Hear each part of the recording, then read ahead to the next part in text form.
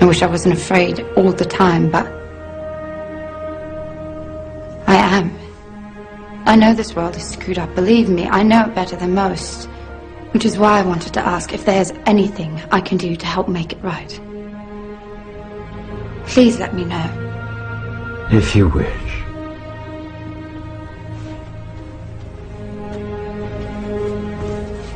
Be very universum vivus vici. By the power of truth, I, while living, have conquered the universe. Personal motto. From Faust. That's about trying to cheat the devil, isn't it? It is. And speaking of the devil, I was wondering if your offer to help was still standing. Of course. It appears that unforeseen circumstances have accelerated my original plan. As a result, I'm in need of someone with some theatrical skill. I'll do my best. I believe you will. We are consciousness. All that is, has been, and ever will be. There is nothing to fear. Whatever happens, we are always that. Mind fears, because it's programmed to fear. When we're conscious, there's no fear in this. It's a shake of the head. Pathetic. Pathetic. Pathetic. And we need to do this. Compliance. We need to challenge that. Not with violence, not even with aggression. We just need not to fight it. We need to walk away, because without our acquiescence, it cannot survive. You know, when you look at a pyramid, we've been manipulated to believe the power in a pyramid is at the top. It ain't. The top of the pyramid is there because the rest of the pyramid's holding it up. We're holding this whole thing together. There's this story I told many years ago of a British comedian called Larry Grayson, who died. I kind of knew him vaguely, and not closely, but vaguely. And I went to his memorial service in Covent Garden, and this other comedian did this tribute to his life in which he read out this story that Larry Grayson had told him. When they were going around the variety halls and the theatres in the 60s, they had this all-male show. And Larry Grayson was the only woman in it because he was dressed up as a woman. And he said that the end of the show, the last scene, all the sailors, all the men came on dressed as sailors, and they were singing Rule Britannia. You know, Rule Britannia, Britannia rules the waves. Oh, I'm very pleased for you. Okay? And as it built up, Larry Grayson would come on dressed as Britannia with the helmet and the shield, and he would be manhandled up the side of this pyramid to the top for the big finish. And he said one night, he said things seemed to be going rather well. He said, and then I noticed that a sailor in the bottom left-hand corner had got rather a cough.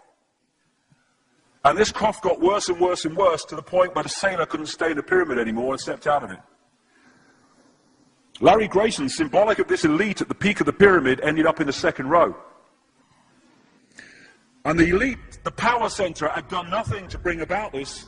One sailor, the bottom of the pyramid, had got a cough. And the whole thing collapsed. And I listened to that and I thought, my God, yes, that's it. We, the powerless people, are holding the powerful people up there, and they know that. They're terrified of us realizing that. Do you remember that movie, animated movie, A Bug's Life? A Bug's Life with the grasshoppers? And what happened was, there was these ants, an ant island as they called it, and these grasshoppers used to come every year and take all the food, and the ants had to spend a whole year gathering the food together for the grasshoppers because they were terrified of the grasshoppers. There weren't many of these grasshoppers, and one day they're in their winter quarters in a tree, these grasshoppers, and they've got all the food they need, and someone suggested among the rank and file grasshoppers that they didn't need to go to Ant Island this year because they had all the food they needed.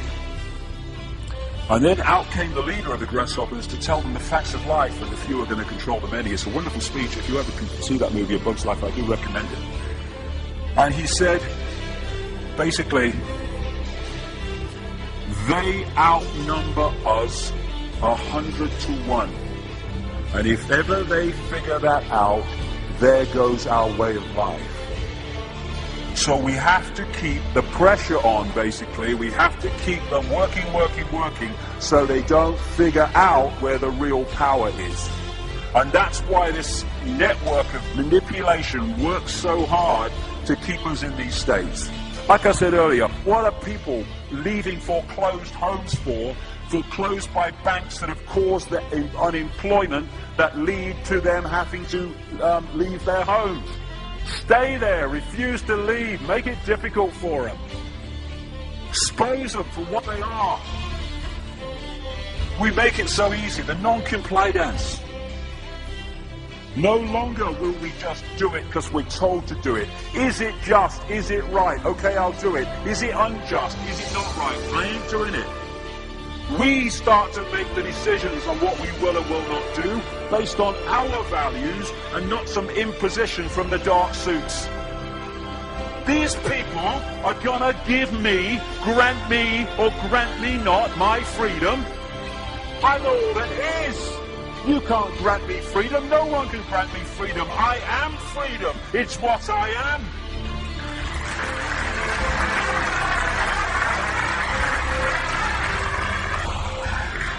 The big question, what would consciousness do? What would consciousness do in this situation? And when we ask that question, it really just changed the way we see the world. Not what would I do, mind, or frightened. What would consciousness do? You know, this is a great line. If it's not right, don't do it. If it's not true, don't say it. And what would transform this world overnight is if we started doing what we knew to be right in the situations we face, instead of what we think is right for us in the moment. Not what are the consequences for me, or what's the best thing for me, how do I get the best deal out of this? What is right? What is just in this situation? If we started making decisions based on that, the world would transform overnight. These are very simple things. If we want a world of peace, then we need to be peaceful. We don't need to fight for it. We just need to be peaceful, and we'll bring that about. If we want a world of kindness, we need to be kind, and then it will naturally unfold. We don't fight for kindness. As Martin Luther King said, it's a wonderful saying, piece of oratory. Cowardice asks the question, is it safe? Expediency asks the question, is it politic? Vanity asks the question, is it popular? But consciousness asks the question, is it right?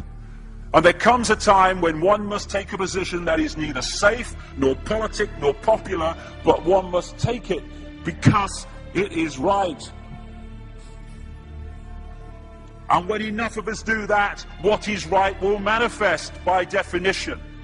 And we're in this position now where this vibrational change, this energetic change is taking place, where we can start cracking these eggshells, where we can start becoming the full magnitude of who we are, where we can be consciousness in the now, using mind to experience this reality instead of being governed by it, turning the key to let consciousness in. We're being offered this opportunity now. No longer can we say we didn't realize who we are, we didn't know we could do that. I was kind of waking up one day, and I saw this earth imprisoned, and I saw this big lock and a key going in and being turned. I went on the internet just very shortly afterwards. I was looking for a picture, not this one, and that's what I saw. The picture I'd just seen in my half kind of sleep. And that's what we're being offered the chance to do now, to turn the master key, called becoming conscious, that will bring an end to this. It's being given to us, we just need to take it. And to take it, we need to say enough. Enough of being enslaved by these people, enough of being enslaved by our manipulated ignorance, enough of being enslaved by the fear of being who we are.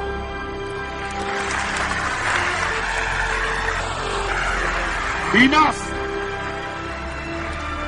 It is time to fly. It is time to fly. Thank you very much.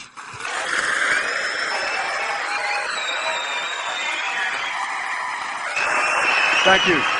Thank you very much. Thank you. Thank you. Thank you. Enemy is approaching fast. Requesting orders. General, what should we do? There's no response from command.